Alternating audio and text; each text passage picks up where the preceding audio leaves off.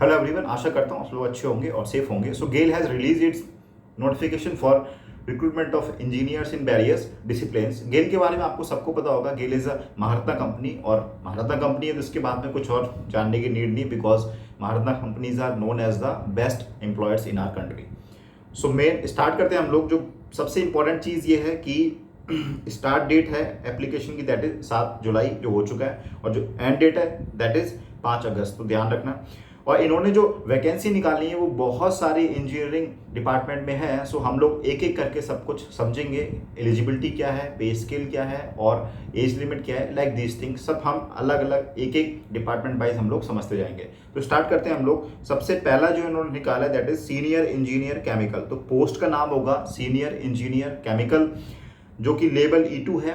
E2 means E for executive, ठीक है। E1 होता है, उससे ऊपर आप रहोगे E2 लेवल, ठीक है। नंबर ऑफ पोस्ट 7 हैं, 7। और जो एलिजिबिलिटी है that is you should have a BTech degree either in chemical engineering और पेट्रोकेमिकल इंजीनियरिंग, ठीक है, with minimum 65% marks in your degree. और इंपॉर्टेंट चीज़ ये है कि you should have 1 year experience, मतलब ऐसे लाइक सिमिलर वर्किंग कंडीशंस में, लाइक आप गवर्नमेंट में हो, चाहे PSU में हो, या फिर रेपुटेड प्राइवेट कंपनीज में हो, आपने एटलीस्ट 1 ईयर काम किया हो in similar working condition, like plant में काम किया हो as a maintenance engineer, process engineers, like this things, ठीक है। अब देखिए यहाँ पे ये रेपुटेड प्राइवेट सेक्टर का मतलब क्या हो गया। रेपुटेड प्राइवेट सेक्टर का मतलब ये है कि ऐसी कंपनी जो BSE और NSE में लिस्टेड हो, या फिर क्या जिसमें 500 से ज़्यादा एम्प्लॉयज़ काम कर रहे हों, या फिर ऐसा हो कि जिसका एनुअल टर्नओवर जो है 250 CR से अबव हो, ठीक है। अब देखिए इसमें जो अपर एज लिमिट है आपकी वो 28 ईयर है, ठीक है। एज ऑन 5/8/2021, 5 अगस्त को आप 28 साल से ऊपर के ना हो। आपकी एज लिमिट मैक्सिमम जो है दैट इज 28 साल है। ऑफ कोर्स SC/ST के लिए 5 साल का कोटा है, OBC NCL के लिए 3 साल का है, और OBC CL में कुछ ऐसा नहीं है, आपको 28 ही काउंट होगी।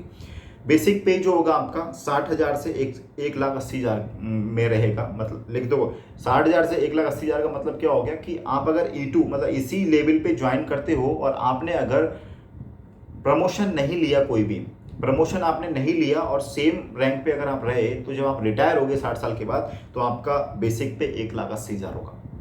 मतलब क्या हुआ, इस पोस्ट के पे मिनिमम जो होता है बेसिक पे दैट इज 60,000, और इस पोस्ट का जो मैक्सिमम होगा दैट विल बी 1,80,000, ठीक है। आई थिंक बात समझोगे। नेक्स्ट हमारा है सीनियर इंजीनियर मैकेनिकल। पोस्ट का नाम है senior engineer mechanical, level same है E2 पे। इसमें नंबर ऑफ पोस्ट आपकी 51 है, ठीक है, बहुत ज़्यादा है पोस्ट। एलिजिबिलिटी सेम, बीटेक आपके पास होना चाहिए, लेकिन क्या मैकेनिकल में हो, बहुत अच्छी बात है। प्रोडक्शन में हो सकता है, प्रोडक्शन एंड इंडस्ट्रियल में हो सकता है, मैन्युफैक्चरिंग में हो सकता है, एंड मैकेनिकल एंड ऑटोमेशन में हो सकता है, विद 65% मार्क्स। ये तो सब में ही रहेगा। अब ध्यान देना, मैकेनिकल एंड ऑटोमेशन में जो नॉर्मली जो लोग DU से करते हैं, तो उसमें एक ये ब्रांच रहता है मैकेनिकल एंड ऑटोमोबाइल इंजीनियरिंग, तो उनके लिए बहुत डिफिकल्ट रहता है, क्योंकि अदर जो PSUs हैं उनमें सिर्फ और सिर्फ मैकेनिकल के लिए मांगते हैं, लेकिन यहाँ पे उन्होंने बोला है मैकेनिकल एंड ऑटोमेशन भी चली में, ठीक है। और यहाँ पे ये और चीज़ है कि you should have at least 1 year working experience in similar conditions in government PSUs और रेपुटेड प्राइवेट। अब नेक्स्ट हमारा है एज लिमिट 28 साल है, वही सेम चीज़ है, बेसिक पे भी हमारा सेम है। Next is third one is senior engineer electrical, ठीक है। लेवल सेम है, सब कुछ सेम है। यहाँ पे नंबर ऑफ पोस्ट आपकी 26 हैं। यहाँ पे डिग्री आपकी होनी चाहिए, इलेक्ट्रिकल में चलेगा, इलेक्ट्रिकल एंड इलेक्ट्रॉनिक्स में है तब भी चलेगा। मिनिमम मार्क्स आपके 65% होना चाहिए। 1 साल का यहाँ भी उन्होंने मांगा एक्सपीरियंस, और सेम, और बाकी सब चीज़ें सेम है। फोर्थ हमारा है सीनियर इंजीनियर इंस्ट्रूमेंटेशन, ठीक है। नंबर ऑफ पोस्ट इसमें बहुत कम है, 3 है। और आपके पास जो डिग्री होनी चाहिए बीटेक की, वो इंस्ट्रूमेंटेशन में हो, instrumentation and control, instrumentation and electronics, electrical and instrumentation, electronics में, इलेक्ट्रिकल एंड इलेक्ट्रॉनिक्स में। बहुत सारे यहाँ पे आपको ऑप्शंस मिल जाते हैं, ठीक है, लेकिन जॉब्स बहुत कम है। बाकी कंडीशंस इसमें भी सेम है। Fifth one is senior engineer civil. यहाँ पे नंबर ऑफ पोस्ट आपकी 15 है, और यहाँ इन्होंने बोला है डिग्री सिविल इंजीनियरिंग में आपकी होनी चाहिए with minimum 65% marks in your degree, ठीक है। बाकी सब कंडीशन सेम है। नेक्स्ट हमारा है सीनियर इंजीनियर गेल मतलब टेलीकॉम में आपको एज अ सीनियर इंजीनियर आप रहोगे। लेवल E2 है, सेम लेवल है, नंबर ऑफ पोस्ट आपकी 10 है और इसमें एलिजिबिलिटी है you should have a BTech degree in electronics and communication. ठीक है, ये सब चीज़ें इन्होंने पूछा गया। मिस जो लास्ट हमने देखा अभी इंस्ट्रूमेंटेशन वाले, तो उनके पास 2 ऑप्शन हो जाएंगे, बहुत सारी ब्रांचेस इसमें भी हैं और बहुत सारी ब्रांचेस इसमें भी हैं। ठीक है, लेकिन आई थिंक आप अप्लाई सिर्फ एक में ही कर सकते हो। ठीक, और बाकी कंडीशंस यहाँ पे सेम है। सीनियर इंजीनियर बॉयलर, ठीक है। देखो यहाँ पे नंबर ऑफ पोस्ट थोड़ी कम है। एलिजिबिलिटी आपके पास बहुत सारे ऑप्शंस हैं। You should have your BTech degree in chemical engineering और मैकेनिकल और इलेक्ट्रिकल विद मिनिमम 60% मार्क्स। यहाँ ध्यान देना, यहाँ पे हम बोला है 60% मार्क्स चलेगा। ठीक है, और यहाँ पे एक्स्ट्रा ये है कि you should have a certificate of proficiency as boiler operation engineer. आपके पास बॉयलर ऑपरेशन इंजीनियर का सर्टिफिकेट ऑफ प्रोफिशिएंसी होना चाहिए। ठीक है, और 1 साल का एक्सपीरियंस यहाँ पे उन्होंने बोला है, यहाँ भी होना चाहिए। और कंडीशंस आपकी सब सेम है। नेक्स्ट हमारा आता है सीनियर इंजीनियर एनवायरनमेंट इंजीनियरिंग। तो आपके पास क्या बीटेक होना चाहिए, बैचलर डिग्री होनी चाहिए इन एनवायरनमेंट विद 65% मार्क्स। ठीक है, नंबर ऑफ पोस्ट इसमें 5 है, बाकी कंडीशन सारी सेम है। सीनियर इंजीनियर ENP मतलब क्या होता है, एक्सप्लोरेशन एंड प्रोडक्शन। ठीक है, यहाँ पे नंबर ऑफ पोस्ट कम है, 3 है, और आपके लिए petroleum, mechanical, chemical, mining, electrical, civil सब चलेगा।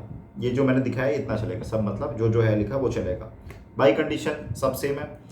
Senior officer fire and safety, ठीक है, नंबर ऑफ पोस्ट आपके 10 है। अब यहाँ पे देखो, you should have your bachelor degree in engineering in fire safety आपके पास, और इसमें भी मार्क्स उन्होंने बोला 60% मार्क्स चाहिए डिग्री में।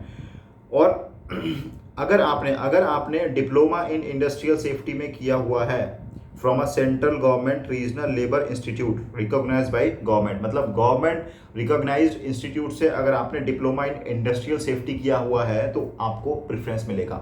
ठीक है, ओके। एज लिमिट यहाँ भी सेम है। Then next is senior officer of CNP मतलब क्या होता है, कॉन्ट्रैक्ट एंड प्रोक्यूरमेंट। आपको वहाँ जाके क्या करना है, कॉन्ट्रैक्ट पे और प्रोक्यूरमेंट सेक्टर में काम करना पड़ेगा। नंबर ऑफ पोस्ट आपकी 10 है और इसमें डिग्री होनी चाहिए केमिकल, मैकेनिकल, इलेक्ट्रिकल। इसमें बहुत सारी इन्होंने दिया डिग्री। क्यों? क्योंकि वहाँ पे आपका कोई कोर जॉब नहीं, कोई भी डिग्री हो, आप वहाँ पे जो काम करना है वो सीख लोगे, not matters what your degree is. ठीक है, अब 1 साल का एक्सपीरियंस यहाँ भी चाहिए और एज लिमिट वही है, बेसिक पे भी हमारा। नेक्स्ट हमारा आता है सीनियर इंजीनियर BIS मतलब बिजनेस इंफॉर्मेशन सिस्टम। अब देखिए यहाँ पे नंबर ऑफ पोस्ट हमारी 9 है, लेकिन ये इंपॉर्टेंट है इसलिए क्योंकि यहाँ पे CS वालों के लिए भी ऑप्शन है बैठने के लिए। और अगर आपने CS में बीटेक नहीं किया तो क्या आप किसी में भी कर लो, बैचलर डिग्री आपकी हो किसी भी ब्रांच में, बट अगर आप किसी अदर ब्रांच से हो, इन 2 ब्रांच को छोड़ के, तो आपके पास 3 इयर्स मास्टर डिग्री मतलब MCA भी होना चाहिए विद 65% मार्क्स। ठीक है, अगर आप किसी और ब्रांच से हो अपार्ट फ्रॉम दीज 2 ब्रांचेस, इन 2 को छोड़ के किसी और से हो तो आपके पास 3 साल का MCA भी होना चाहिए। ठीक है, 1 साल का इसमें भी एक्सपीरियंस उन्होंने बोला है। एज लिमिट 28 है और बेसिक पे 60,000 से लेके 1,80,000 तक है। ठीक है, नेक्स्ट हमारा आता है सीनियर इंजीनियर मार्केटिंग। ये भी हमारा लेवल E2 पे रहेगा। E2 पे है मतलब क्या हो गया, बेसिक पे आपका सेम रहने वाला है। ठीक है, एज लिमिट भी सेम है, 1 साल का एक्सपीरियंस इन्होंने मांगा है। बट यहाँ देखो, यहाँ इन्हें बोला है बैचलर डिग्री इन इंजीनियरिंग, किसी भी इंजीनियरिंग मतलब कोई भी ब्रांच में आपके पास बैचलर डिग्री है, प्लस आपने अगर MBA भी कर रखा है, मतलब MBA भी आपका होना चाहिए किसमें, या तो मार्केटिंग में, ऑयल एंड गैस में, पेट्रोलियम में, या एनर्जी सेक्टर में आपने किया हुआ है MBA और विद 65% मार्क्स इसमें भी, तभी यहाँ भर पाओगे। मतलब आपके पास 2 चीज़ होना चाहिए, डिग्री प्लस MBA। ठीक है, ओके। नेक्स्ट हम लोग आते हैं मैनेजर। ये पोस्ट ध्यान दो, इट इज एट E2 पे है, इसका बेसिक पे भी ज़्यादा है, 70,000 से 2 लाख। ठीक है, नंबर ऑफ पोस्ट कम है, 6 है। ठीक है, आपके पास बैचलर डिग्री हो किसी भी ब्रांच की हो, बट आपने MBA भी जो है कर रखा होना चाहिए। ठीक है, यहाँ पे एक्सपीरियंस बढ़ गया, 4 साल का आपके पास एक्सपीरियंस होना चाहिए इन एनी गवर्नमेंट, PSU और रेपुटेड प्राइवेट सेक्टर। ठीक है, नेक्स्ट हमारा आते हैं manager in marketing commodity risk management. It is also eight E3 level.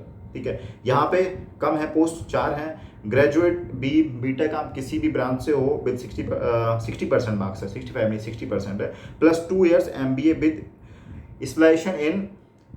Specialised in finance with minimum 65% marks. मतलब फाइनेंस में आपने MBA किया हो with 65% marks, only then you are eligible. 2 चीज़ें, BTech plus MBA in finance.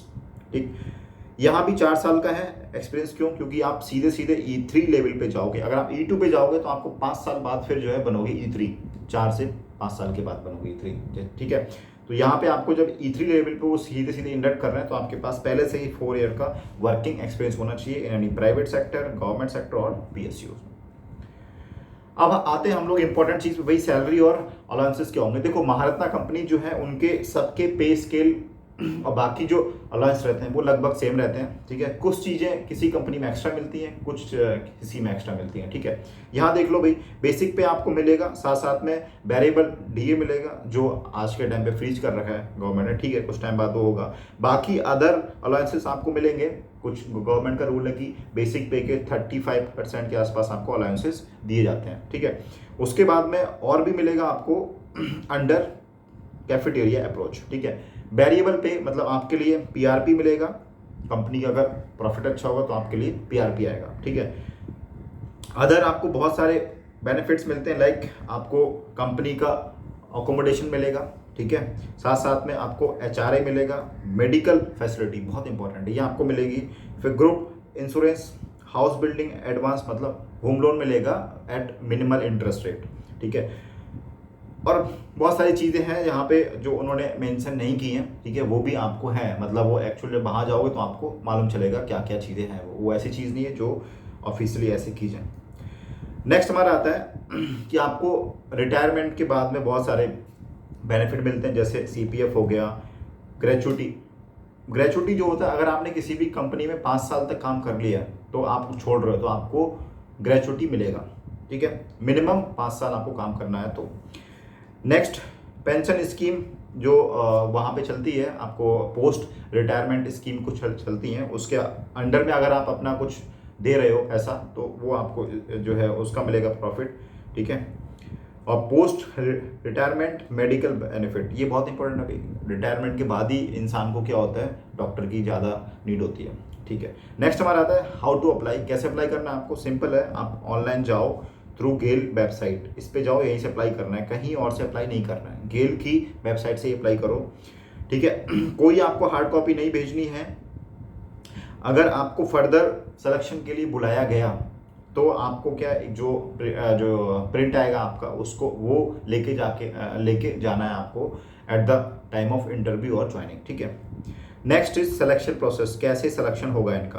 पहले तो आप जब फॉर्म फिल करोगे तो वो आपसे सारी की सारी डिटेल मांग लेगा। ठीक है, 10th में कितने थे, 12th में कितने थे, इंजीनियरिंग में कितने थे मार्क्स आपके, फिर आपने किस जो जॉब जो ज्वाइन किया वो किस एग्जाम के थ्रू किया ज्वाइन, सारी डिटेल आपसे भरवा लेगा वो, और उनके पास होगी डिटेल। वो डिटेल को एनालिसिस करके वो आपको शॉर्टलिस्ट करेंगे। ठीक है, कॉल के लिए शॉर्टलिस्ट आप हो गए तब आपको क्या मिलेगा, उसके बाद में आपका इंटरव्यू भी हो सकता है। ठीक है, अगर आप ऑफिसर अगर आप सीनियर ऑफिसर F&S मतलब फायर एंड सेफ्टी की हो तो आपको क्या होगा, आपको फिजिकल एंडोरेंस टेस्ट भी देना पड़ेगा and interview before selection committee, interview plus PET आपका है। ठीक है, अगेन जब सिलेक्शन प्रोसेस आपका होगा तो आपको क्या है, हार्ड कॉपी में सारे के सारे डॉक्यूमेंट लेके जाने हैं along with the print out जो आपको एप्लीकेशन फॉर्म भरने के बाद। सो यहाँ हमारा खत्म होता है गेल के बारे में। जो मुझे लगा इंपॉर्टेंट है वो मैंने आपको बता दिया। बाकी जो नोटिफिकेशन निकाला है इन्होंने वो मैंने अटैच किया हुआ है डिस्क्रिप्शन में, अब वहाँ से जाके पूरा का पूरा नोटिफिकेशन पढ़ सकते हैं। और कोई भी अगर डाउट है आपके लिए गेल के लिए दिमाग में तो आप मुझसे पूछिए। मेरे बहुत सारे फ्रेंड्स लोग हैं, बहुत सारे नोन लोग हैं जो गेल में काम कर रहे हैं, मैं आपको एग्जैक्ट इन्फॉर्मेशन वहाँ से देंगे। ठीक है, चलिए मिलते हैं हम लोग नेक्स्ट क्लास में। Till then take care, bye bye.